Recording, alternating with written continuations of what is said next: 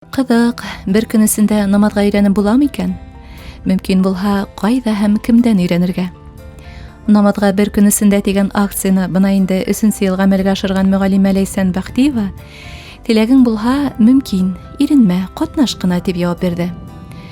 Мәҙинә мәсетенең уҡытыусыһы Ләйсән Илдар ҡыҙы баш ҡалабыҙ мәсеттәрендә, республикабыҙҙың төрлө райондарында дин менән етди ҡыҙыҡһыныусы ҡыҙҙарға намаҙ ҡағиҙәләрен өйрәтеп, изге башланғысҡа сәбәпсе булды.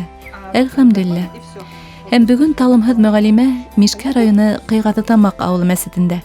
Стоим 3 секунды, 1, 2, и обратно выпрямляемся. Все.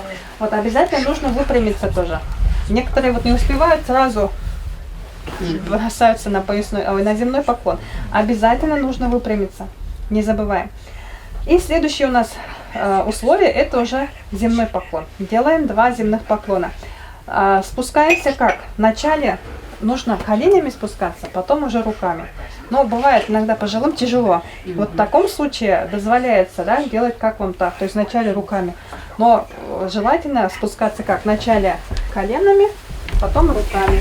И кладем, получается, голову между вот руками, вот так лежит.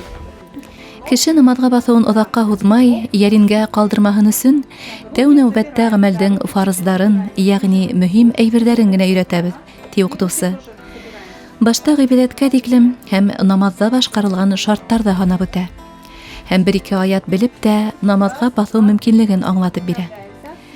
Төп ғибәҙәттең айышына төшөнөп алғансы, мосолман сәбәләнмәй генә яйлап ҡыҫҡа сүрәләрҙе ятлай, доғаларҙы өйрәнә башлай ала. Күңелебезгә җылы йөгөрҙө, рәхмәт зур итеп. Бу хәтле җиңел буладыр дип уйламаган идек. Без ул намаздан ололар әйтеүе буенча куркыбыраҡ торабыз, дөрөҫөн әйтәбез инде. Олай да теләк бар шушы нигә өйрәнергә инде. Безнең теләкләребез изге, догаларны өйрәнәбез. Киләчәктә намаз укырга да шундай теләкләребез бар. Менә уразадабыз, Аллаға шөкөр. Былтырда ой буе ураза тоттык, Аллаға шөкөр, Аллаһ Тәгалә ярдәме белән. Бер дә ауыр түгел. Теләк кенә булсын. Райсандарда яшибез. Яҡын инде 10 саҡрым ғына. Зәлиәнең шаҡырғанын көтөп кенә торабыз инде, Аллаға шөкөр. Аллаға шөкөр. Саҡырығыҙ да килегеҙ. Мында килеп кайткәс, шул хәтле җиңеллек, менә шул хәтле күңелгә рәхәт, йөрәккә нәрсәгәдер өйрәнәбез һәм шуны Шатланып ҡайтабыҙ. Әлдә килгәнмен дип уйлап утырам. Бүгенге ошо сара бик фәһемле булды. Ләйсән Илдар ҡыҙының күрһәткән оҫталыҡ дәресе аңлайышлы. Мин ошоға тиклем ҡурҡып тора инем. Ул бит намаҙға баҫыу ул бигерәк яуаплы эш. Ниндәй әҙерлек булмағас микән? Ул китаптан ғына уҡып аңлап булмай, ә менә бөгөн күреп, тыңлап, ҡайтҡас инде әҙерәк еңелерәк. Уже ни бар инде, теләк бар, теләк килеп сыҡты. Рәхмәт ҙур итеп. Шундай халыҡҡа сығып, өйрәтеп, күрһәтеп йөргәнегеҙ өсөн рәхмәт, Аллаһ риза булһын һеҙҙән.